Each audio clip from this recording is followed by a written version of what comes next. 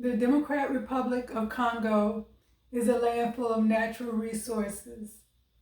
Due to those natural resources throughout the centuries, countries have tried to take over the land so they could possess those natural resources. Currently, what's going on in the Congo is they're at war with M23, and they have been evidence showing that M23 is backed by Rwanda, and they are doing everything they can. The people are being displaced, human tragedies are happening, a lot of human right violation. They currently have the UN over there that's supposed to be helping them keep peace, but that's currently it's not working. What I want to do at this time is share a video with you. It's about resources, and that's been the history of the Congo since its mother they found in 1885 when King Leopold got control of the DRC. Oh, you're taking us way back. It was actually for rubber that was used for the tires of our cars and bicycles, right? We go to 1945. Without Congo's uranium, you couldn't have Hiroshima and Nagasaki. That was under Belgian hands. Today, from 96 to present, Congo's minerals has been at the center of modern day technology. You won't have your cell phone, your laptops, and so on without Congo's minerals.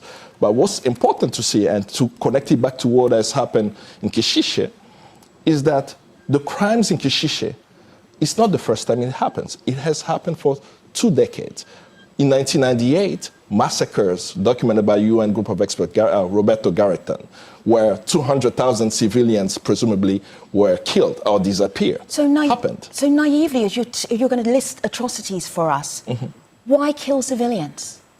It's a tactic of displacement. Whenever you are massacring civilians in public, raping women in public, those things are to terrorize the population. When it happens in your community, tomorrow you are not going to be in the same area because you are afraid. We have mass displacement, over 5 million in some estimates, from 2 to 5 million internally displaced Congolese.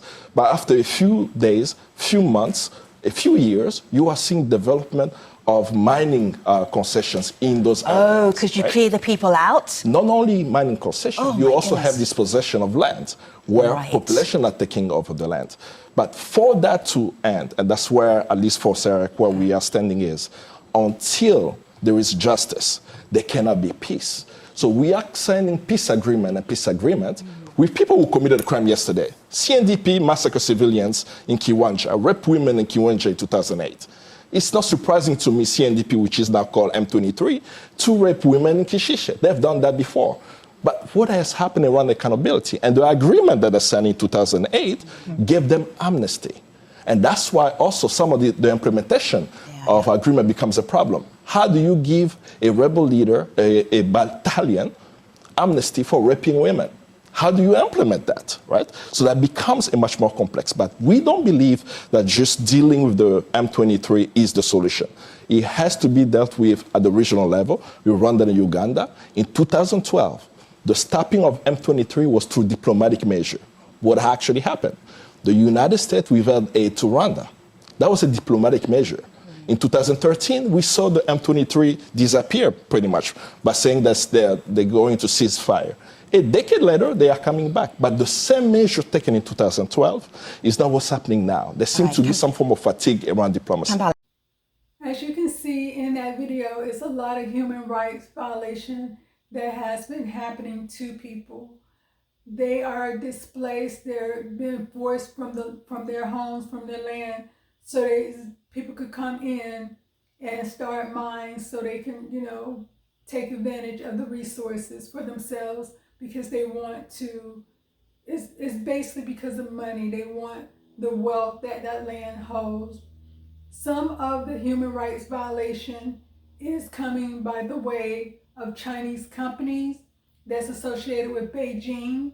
They own copper mines, cobalt, and uranium mines that they have bought from the United States at the time when Barack Obama was president, as well as Donald Trump.